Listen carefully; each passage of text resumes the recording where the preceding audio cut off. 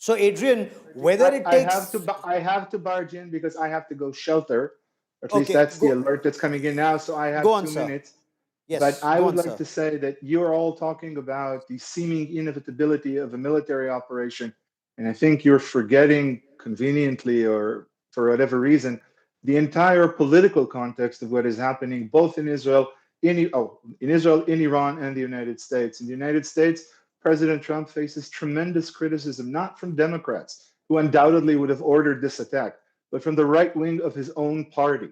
He's under tremendous political pressure not to do this. And I don't think getting into a land war in the Middle East, which is unwinnable, as your military expert just said, would be a Yes. win. I think Trump promised his constituency, the people who voted for him and gave him such a huge victory in the previous election, that he would not enter wars that would not strengthen America.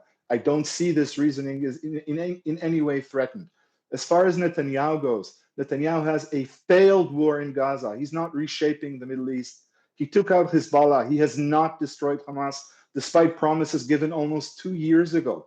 Well, he's going after Iran because this has been the Israeli strategy. Every time you fail, you expand the front line even farther, and Iran is as far as it goes. Now, granted, Israel carried out a brilliant tactical operation during the first 48 hours of its strike on Iran.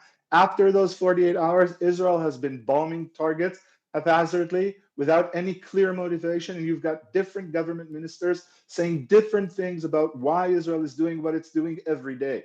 The prime minister, when asked what the rationale of the operation is, simply winks and says, we're going to do what we have to do.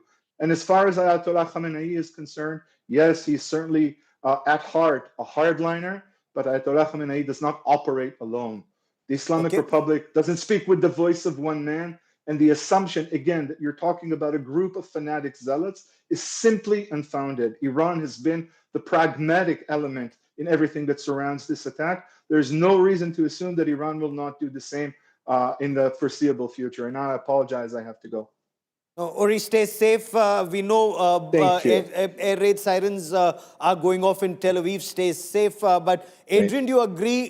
Because there are many across the world who say it's the Americans and the Israelis who are painting this picture about Iran being run by radical Islamist zealots. That's clearly not the case. It's an old civilization. It's an ancient civilization that's actually following all norms and rules. There is no evidence, as they argue, of Iran building that bomb or being just 1 week away. But my bigger point is, in your appreciation, is America joining in, whether in the next 48 hours or the next 2 weeks? Well, let me address the bomb first, okay?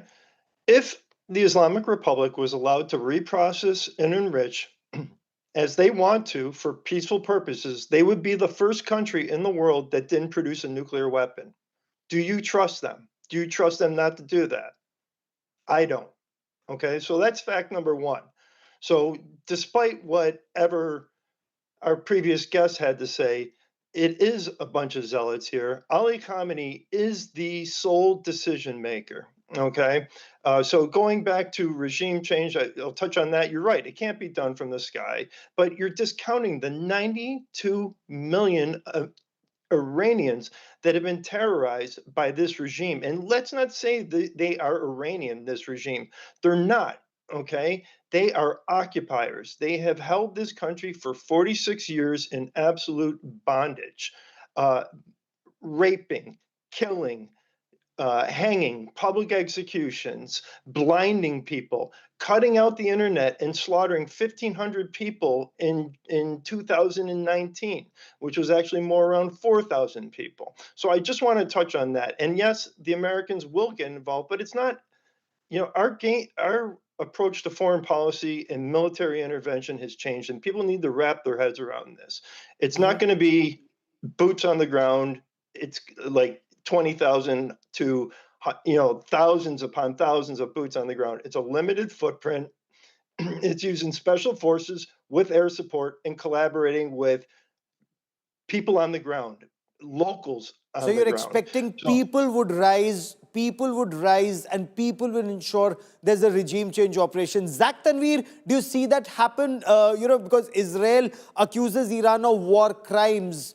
they say that they're only targeting military installations. Israel says we're only targeting military installations. Iran, on the other hand, is targeting civilians, including at hospitals. And when push comes to shove, when that massive intensification takes place, people in Iran will rise against the regime. What's your appreciation, sir? Gaurav, this has been the pattern of all the Islamist regimes, whether it's Iran or whether it's Pakistan. We have witnessed this after these operations Sindoor that the Pakistan attacked the civilians. So the same thing is happening right now. The Iranian regime is attacking the civilian places, whereas Israel is targeting with the precision on the military, on the nuclear sites. So when it comes to the regime change, as I mentioned earlier, that a lot of people, as a fellow panelist mentioned, that 92 million people support the regime change. I don't think so. 92 million, all of them together support the regime change. Yes, we do agree that a lot of people, they want the regime change. They want the Pahlavi to come back. But a lot of them, in a huge percentage in Iran, they don't see Pahlavi to be the potential leader who can replace Ali Khamenei. And Ali Khamenei, he did not only invest in political goals, he invested in the spiritual goals. So we have seen that the people in Iran, they are well connected with the hierarchy, and Ali Khamenei, he controls from the missile industries, from the spacecraft to even to the baby products. Ali Khamenei controls everything in Iran. So just getting him off and disposing him is not that easy as we talk about. Sushant Sareen, how do you see the role of countries like China and Russia? There were reports that 3 Chinese planes, they took off from China. They were supposed to fly to Europe, but somewhere over Iran, they went off the radar. Apparently, they just landed at some military air base. Could they be delivering important military cargo to Iran? I don't think we can rule that out. Look, but I'm not quite sure if China or Russia, for that matter, are interested in seeing Iran becoming a nuclear weapon state. I don't think it's in their interest as well. I don't think it's in interest of anybody outside Iran to see Iran becoming a nuclear weapon state. I don't think the Arab states want it. I don't think Pakistan wants it. I would not even imagine Russia and China wanting it. But of course, Russia and China are important players and would want to exert some influence because, you know, currently they've been completely sidelined. Nobody's listening to them. So obviously, this is the biggest crisis internationally right now, unless, of course, you think Russia, Ukraine is still relevant for everybody. This is the biggest crisis. But can the Russians intervene? They're already caught up on one front. Can they open a second front against the United States? And if they were going to do something like that, then this war would expand much beyond what anybody wants. That is one. But I have to join issue with the gentleman who's gone back into the shelter. You know, this assumption that because somebody is a zealot, he cannot be pragmatic. Yes, he can be pragmatic, and yes, he can be rational. Okay, but he can also be a zealot, and he can also. And rationality is not a one-way street. What I might think is irrational for Iran to do, the Iranian regime might think that it's perfectly rational for them to do it. I might think it's irrational for them to open a front against the United States or against some other country. They might think that that is the best way to go forward. So rationality is very subjective. There is no objective definition of rationality. Secondly, Gaurav, I think it's important to understand, Donald Trump is not going to be up for re-election next time. Okay? The pause which he is taking, and there will always be noise in countries like India, United States, Israel. All democracies have a lot of noise, including people who are supporters of a particular government will be taking pot shots at it if there is a policy they don't necessarily agree with. But the problem for Donald Trump is going to be he needs a quick in and out path. I don't think he's interested in getting caught up in a forever war. I don't think he wants to be enmeshed in Iran. But will just bombing 1 or 2 nuclear sites be enough? Will they be able to effect regime change? And if they are not, then where does it leave them? To say that, well, you know, you can send in special forces and they can, you know, tie up with other resistance groups. Those resistance groups are worth nothing to no one. Yaar, Gaurav, come on, we know about it. Yes, they can carry out a, you know, odd terror A raid or two or a sabotage. Yeah. But they are not an organized kind of a resistance movement which can then take on the entrenched forces. I'm not saying regime change is impossible. There could be regime change within the regime. I don't know. And maybe you get a somewhat more moderate kind of a bunch coming into power and then consolidating power. We don't know that. So there are too many unknowns. There are too many unknowns, as Mr. Rumsfeld had also put it. But Sandeep Puneethan, can the B-2 bombers with the GBU-57s take out the Fordo nuclear facility? And will it have to have repeat bombing runs and the pitfalls? What if a US pilot is shot down over Iranian territory? Because then Trump's quick in, quick out victory parade will just go down the drain. Yeah, absolutely, Gaurav. And in fact, I just wrote a piece on that, what Sushant mentioned, that Trump is looking for a quick in and a quick out, and he wants that mission accomplished banner which he can unfurl and say that, look, Iran had this nuclear weapons program.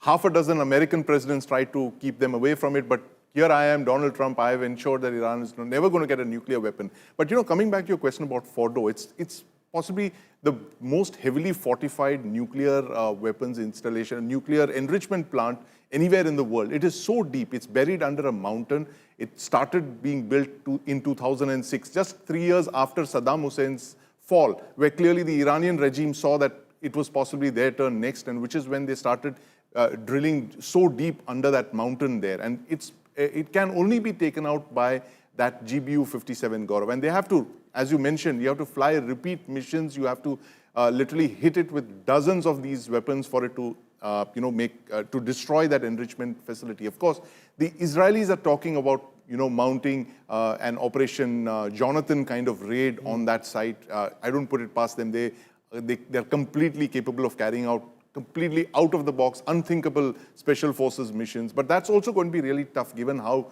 heavily fortified this Fordo nuclear enrichment plant is. It's near the Iranian holy site of Qom. It's just about a few hours north of Qom, and there is heavy IRGC presence over there. It's heavily guarded. And as you mentioned, it's guarded by S-300 missiles, Gaurav. That was the place where Iran first positioned its S-300 missile batteries as soon as they got them from Russia. That tells you how critical Fordo is to Iran's nuclear ambitions. It may not produce the weapons now, but somewhere in the future, some couple of years down the line, it could give them those enriched uranium for those nuclear weapons. And that is the reason why Trump wants to come in and knock out that site, and the Israelis want him to do that as well, Gaurav.